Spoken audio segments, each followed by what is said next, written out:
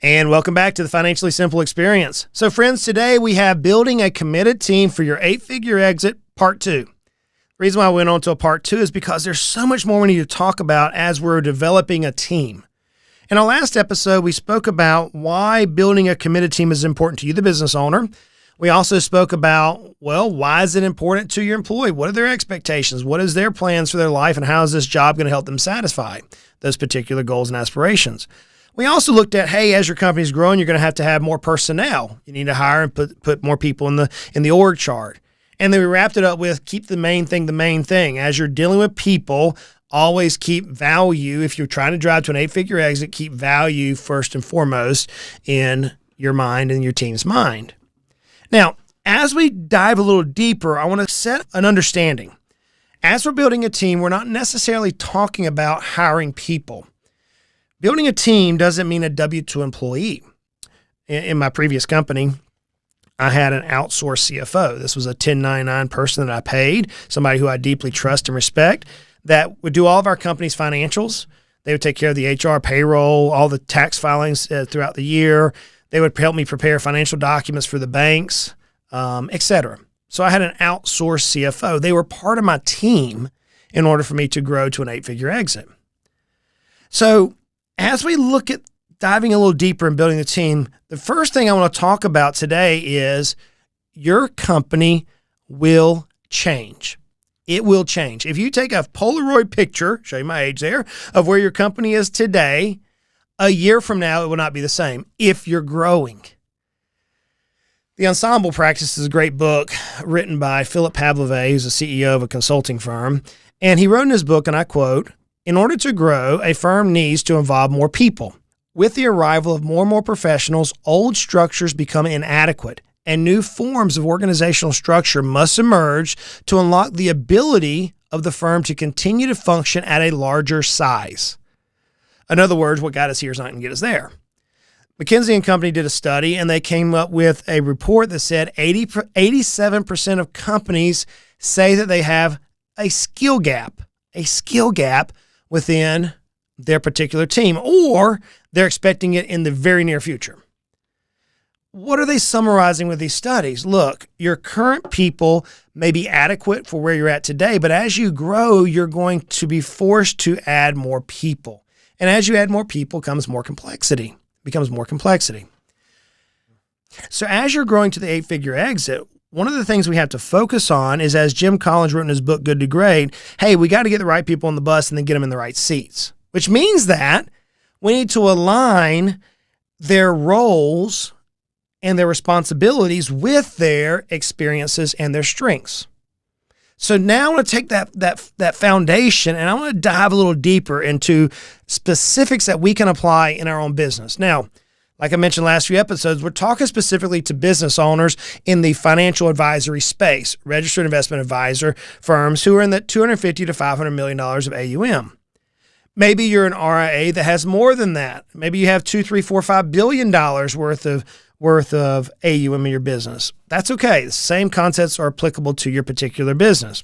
Maybe you're not a financial advisor. Look, we work with business owners across our entire country who have all different types of businesses that range from blue-collar work to white-collar work, from legal to accounting, from accounting to tire repairs and pool companies and ditch diggers and equipment sales, you name it. All of these concepts that we're going to talk about are directly applicable in your business. One of my favorite books of all time is E-Myth by Michael Gerber. And inside that book, as I've referenced it many times over the years, he talks about Sarah, who is a great pie baker. She makes an excellent pie. I mean, it is like, man, your tongue's going to knock your brains out trying to get it all off your face. It is that good. But as her business grows, she found herself not making pies anymore, but instead having to manage people.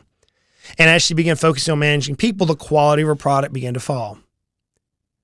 There's a difference, friends, between the technician, the manager, and the executive. There's a direct difference. And unless you're aligning the right people in the right positions within your company, you're going to experience the same frustrations that Michael Gerber wrote in his example with Sarah, the pie maker. So if we're looking at our small RIAs, we're looking at an RIA between $250 million to $500 million in assets under management, who do we need? Who specifically do we need? Let's start off with operations. Operations are the backbone of most companies. It's who delivers the product or the service to the customer. In the operational system of an RIA, you're looking for a personality type, if we're looking at the DISC assessment, of individuals with a C or an S. A C grade or an S grade, a conscientious or a steady. These are systematized people. These are detail-oriented people. They like to look at pennies. They like to make sure they're extremely accurate in things.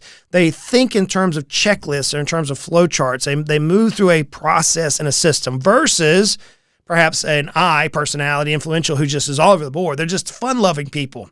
They hop from one fun thing to the next fun thing. We need those in our companies, but not in operations. Or maybe they're a D like me. I'm a high D, a high dominant person. Hey, I can see through and I can give directions, but don't ask me to get down too deep into the weeds consistently. I can, but if I get down too long, I'm drained and I'm not using my best skill set. So when we look at our operations of our company, we're looking for people who have that character trait of a C or an S according to the DISC model. You may have a vice president of operations. They need to be a steady individual, somebody who is using checklists, somebody who can go through and make sure there's no errors in the paperwork. Maybe it's client service technician who's making sure that the IRA application is filled out correctly. You want to make sure that it's accurate and there's not errors. Maybe it's an administrative assistant who's catching every detail of the meetings that you're conducting or that your financial advisors are conducting. They need to be detailed individuals. Now, the operations team, while they need to be a C or an S on the DISC chart, your sales and marketing team do not. Oftentimes, your sales individuals are high I's or D personalities. They're influential or they're dominant. Why? Well, if you're selling things, you're going to get rejected. And man, if somebody doesn't like me, okay, let's go on to the next person. That's the type of personality that we need. We're talking about sales, or we're talking about marketing. You're coming up with creative concepts. You need somebody who is creative in thought. You need somebody who can bounce a lot of ideas until they can settle on one and then work within that company.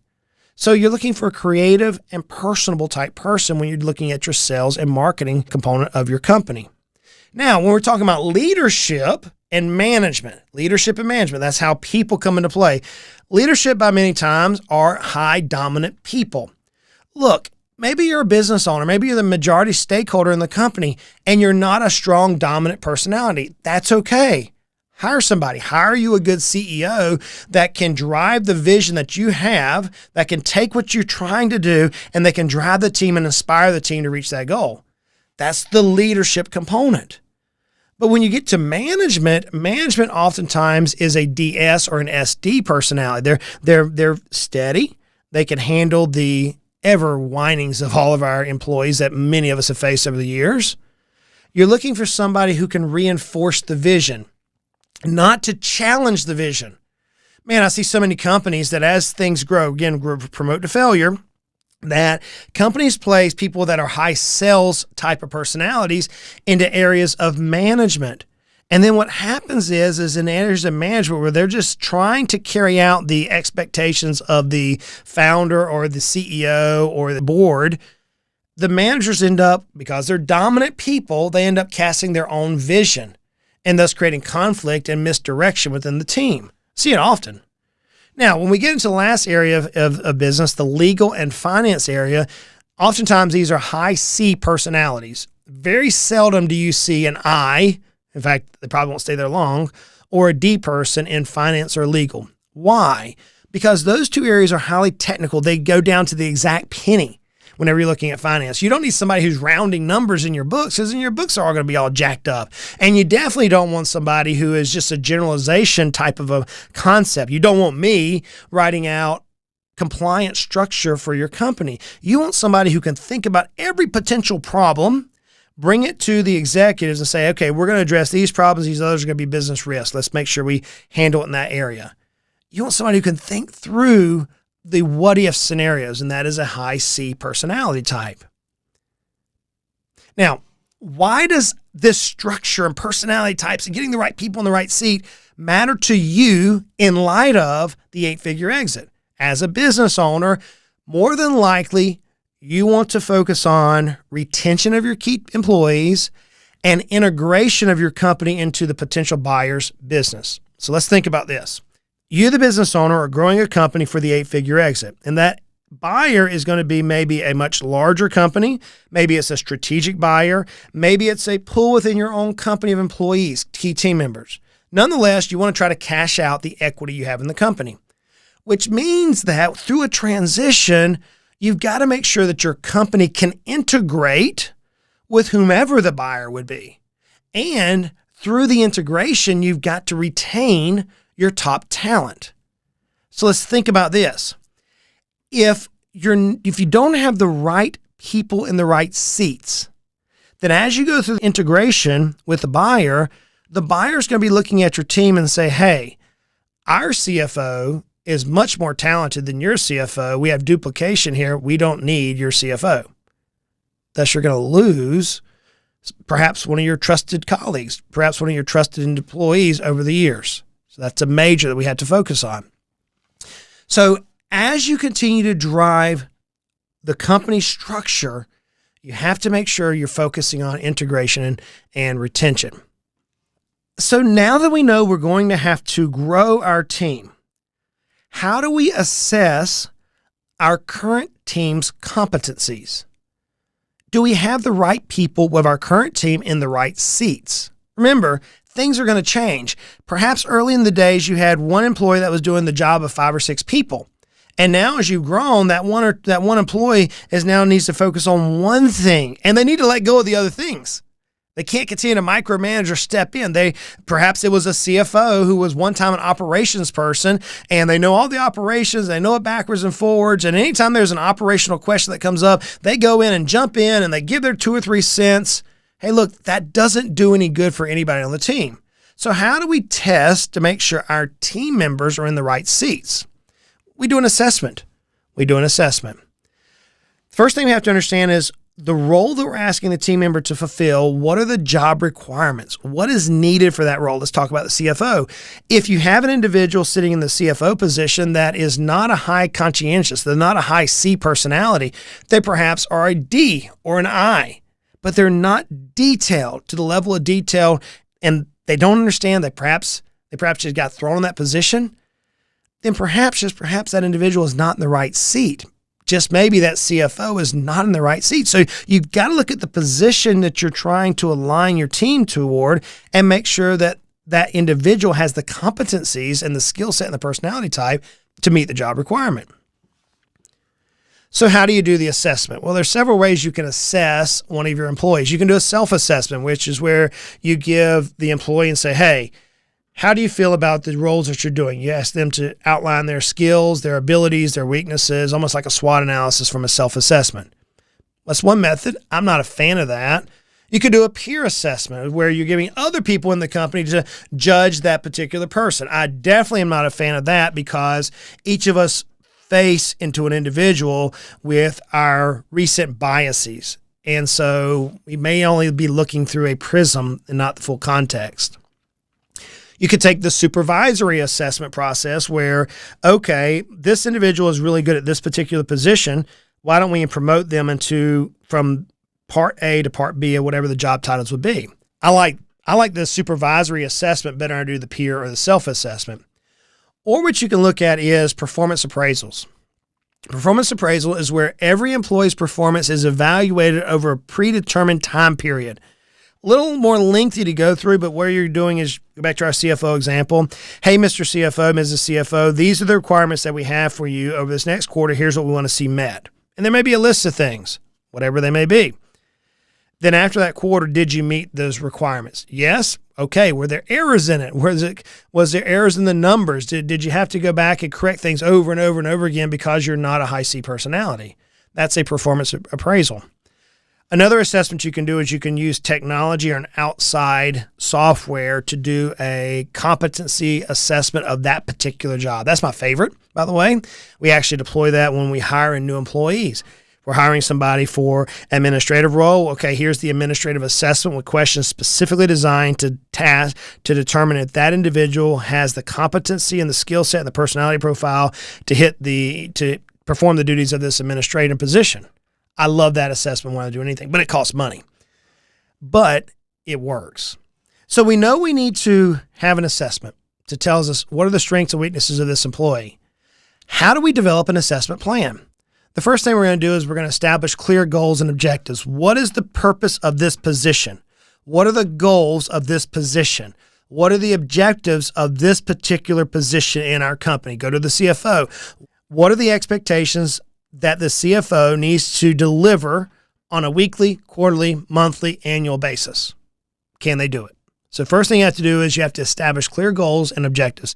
So now that we know the clear goals and objectives that we're trying to accomplish in the position, and we've chosen the assessment type that we're going to use, now we need to decide who is going to perform the assessment. Is it going to be your HR department? Is it going to be you? Who is going to perform the assessment? Will it be internal or will it be a third party? However you want to use whatever assessment, who is going to do it? Then you've got to create guidelines for the assessment, almost like a SOP for the assessment process so that you can have consistency. Because remember, as you're in a hyper-growth mode, your CFO today may not be the right CFO a year from now because you're growing. You need a different skill set in that position a year from now than what you have today. So you need to create a guideline so you can have consistency through your assessments. All right, friends. Let's create micro alignment of what we're trying to accomplish as we build a team for our 8-figure exit. In our last episode, we spoke about the dream manager concept. Hey, the employees have this certain goal they're trying to aspire. They're trying to use the company to help them reach their personal goals. We have to know that. And we now know that that employee needs to have a certain competency level and specific skill set level and personality profile to meet the job that you desire. So we're trying to align, are they in the right seat? If they're not, you're going to have problems. You, the business owner, have a crystal clear vision. You now say, okay, I'm headed to an 8-figure exit. I have this particular individual. Let's just continue with our CFO concept. I have this particular individual that's presently working in the CFO. However, they're not a high C. They're not a detailed personality. They never had any formal training. They used to be an operations person, and now they're in the CFO position. This isn't going to work long term.